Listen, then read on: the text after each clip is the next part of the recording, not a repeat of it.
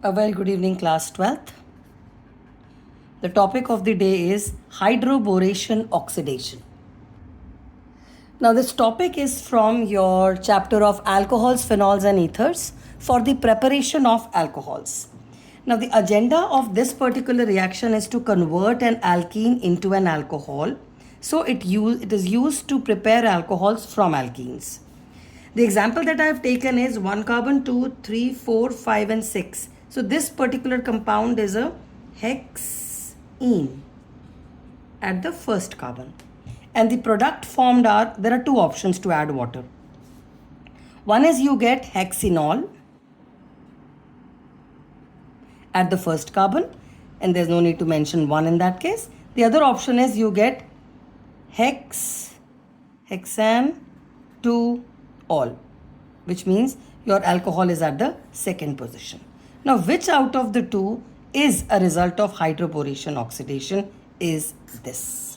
So, when we do hydroboration oxidation, you get OH like this. While if you add simple water in the presence of an acid, you get this. And if you remember, this is via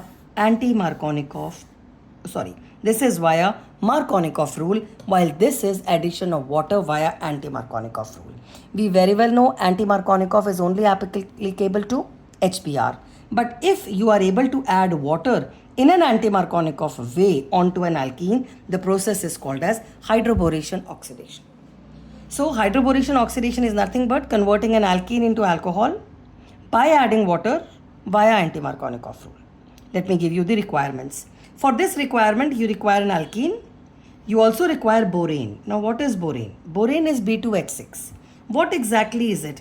This is two molecules of BH3 joined together to form a diborane. This is borane. While this is how this BH3 exists. So, this is called as a diborane. And it is a dimer.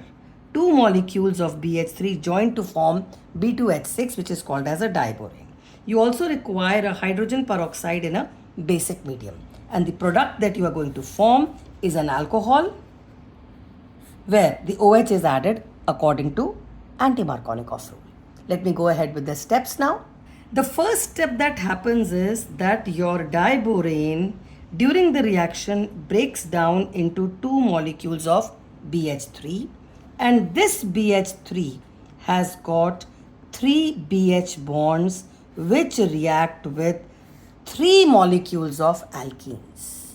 So, 1 molecule of borane will require 3 alkenes for this particular reaction. So, this is how it happens. I have taken 3 molecules of alkenes and this is your borane. Your hydrogen of borane goes to the carbon which has got lesser number of hydrogens like this. This hydrogen goes to the double bonded carbon having lesser hydrogens like this. This hydrogen goes to the double bonded carbon having lesser hydrogens like this. So what do I end up in? Now in this reaction, this will change to CH3. Now this C gets an H here, so it becomes a CH2. A single bond is left and you get a CH2. So again for the second also a CH3, this CH gets an H, so CH2, one bond is to be broken down in all the three. This bond, one of the bond breaks down the pi bond and this leads to a CH2. So your 3 alkenes change into this kind of an identity. Now you are left with the boron. And these 3 carbons do not have a bond. So these 3 carbons bond to the boron of the borane. This particular step is called as the hydroboration. Now this identity then further reacts with H2O2, your hydrogen peroxide, in basic medium to lead to the product formation where, pay attention, this bond breaks, one OH goes here, one OH goes here. Again this bond breaks, one OH here, one OH here. Again this bond breaks, one OH on this side and one OH on this side. So what is the resultant that you get? The result is you end up in CH3, CH2, CH2 with an OH, your product is done.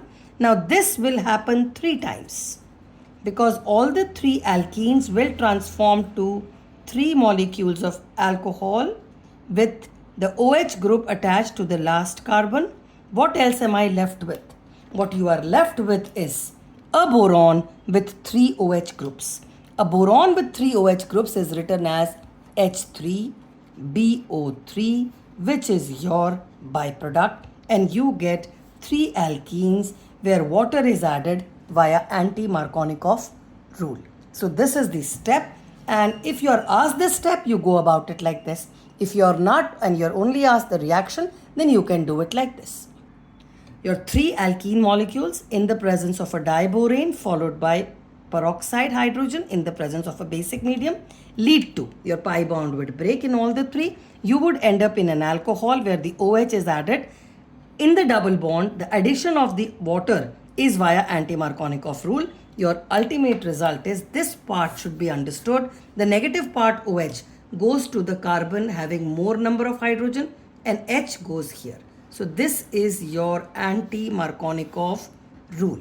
Hence you get an OH at the terminal, and your byproduct in this case will be you have 3 OHs on the boron leading to this H3BO3, which is your boric acid, and you have your byproduct ready. So if you're asked just the reaction, do this. If you're asked the steps, then you need to show the 2 steps, where the first step is hydroboration with 3 molecules of alkenes, and the second step is oxidation, where it transforms into an alcohol. Hope that's clear. So this was the topic of class 12th, chapter alcohols, phenols and ethers, which I have just done. Keep watching, sharing and liking class 12th. Do very well in life. Bless you loads.